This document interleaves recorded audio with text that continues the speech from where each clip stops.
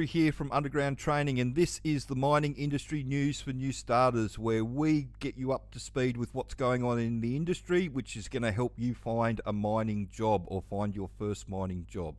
And today is a really good example of that, because today we are actually going to have a look at what's going on in the coal mines in Queensland. So shout out to Missy Moo from the Word in the Pit Facebook page.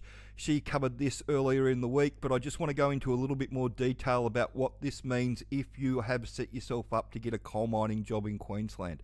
So if you're a new starter and you've set yourself up with a whole heap of equipment tickets and you're trying to get a coal mining job in Queensland at the moment, then you might have to rethink what you're doing at the moment, because there's a few issues going on.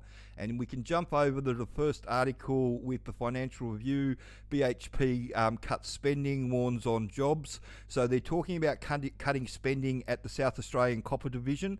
So they're going through that at the moment and having a look at the costs, because the costs are quite high with them hiring new starters, having to hire a lot of new starters. So they're looking at the costs there, but they're looking at jobs in coal mines in Queensland. And that brings me over to this article that was in the Courier Mail, but I just Googled it to see what AI said, and they came up with the same thing that the Courier Mail said. And it's basically that 25% of the coal mines in Queensland are operating at a loss at the moment. So what does that mean for you practically as a new starter trying to get into the industry? Well, it means that a whole heap of these coal mines are likely to shut down, and that means that there's going to be an oversupply of experienced people.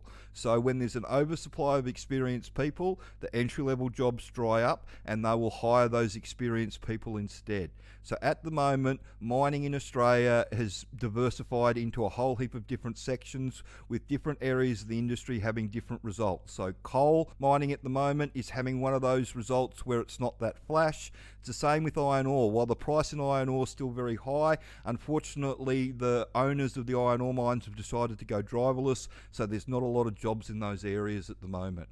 Where there are a lot of jobs is in the gold and copper mines around the country. So these are all the gold and copper mines around the country loaded up, and this is the two spots that they actually need people at the moment. So there's two spots in the industry where employers are having to hire new starters. That's in hard rock underground, gold and copper mines, and exploration. So if you type underground into Seek, you'll actually see all the jobs come up, and you can have a look through here and you'll see all the entry level. So it's entry level in New South Wales.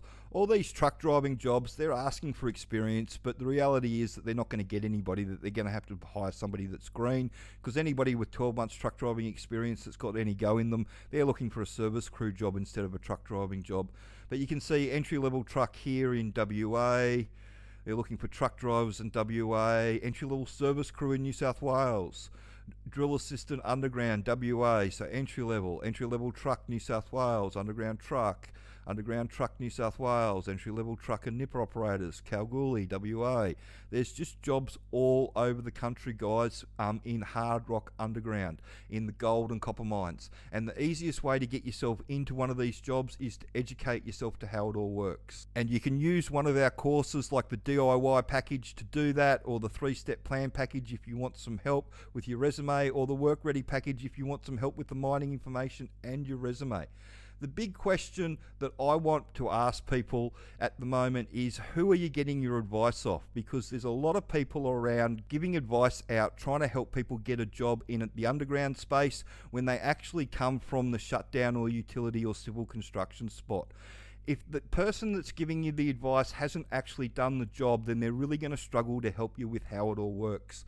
You can have a look at one of the latest videos that I've done. It goes for 17 minutes, but I outline how they train you on site as a truck driver. So I go through it from the perspective of a truck driver doing the training, also a bogger operator doing the training, and also the shift boss having to deal with it all, and how it sometimes goes sideways and how to help you not make it go sideways. So there's all that information there, but the reason that I bring this up is that there's a lot of people around selling resumes and telling people that they can get themselves jobs, when the reality of the situation is that even if they do manage to help you get one of these production mining jobs, getting the job is the easy bit about these production mining jobs. Compared to keeping it, getting the job is really easy. The struggle that everybody has with these production mining jobs is keeping them. They go through a lot of people. If you start watching these job ads come up, if you type underground into Seek and you watch it for a couple of months, you'll see it's the same employers looking for the same people over and over again. Barminco regularly runs ads on both sides of the country for entry-level people. McMahon's does the same thing. Burncut does the same thing. At Northern Star, everybody consistently runs entry-level job ads all the time. The reason being is that unfortunately they go through more than 50% of the new starters that go in green. If you don't know what you're getting yourself into, you open yourself up to having a lot of stuff go wrong.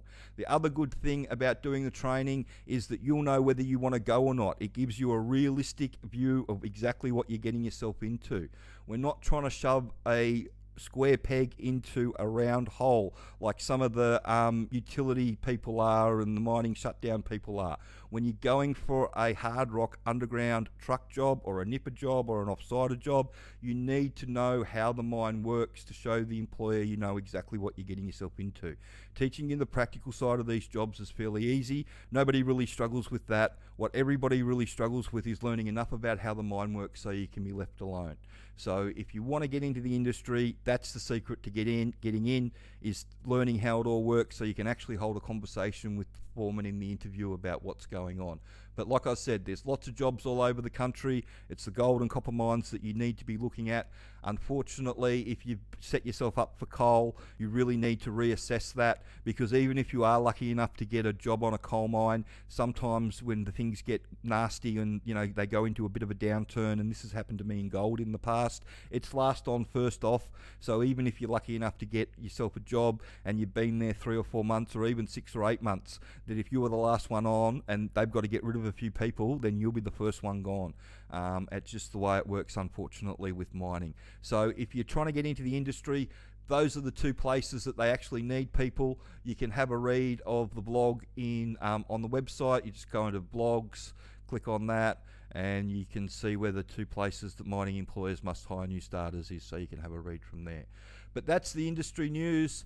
Like I said, thanks to Missy for bringing that up at the start of the week. I think it really is helpful for people to understand that if you're a new starter trying to get into the mining industry, that you really need to target the areas of the industry that they actually need to hire people. If you're targeting an area of the industry that's going through a downturn or they've got an oversupply of experienced people, you'll really, really struggle to try and get your first mining job in that area. You've got to go where the employers have got no choice but to hire new starters and give them what they want, somebody that they can throw in the deep end. So I hope you found that information helpful. If you want to check out the training, check it out at undergroundtraining.com.au, and if you could share the video around and like and subscribe to the channel, that would be wonderful. And if you want to talk to somebody that knows how the industry works, the phone number's at the end of the video.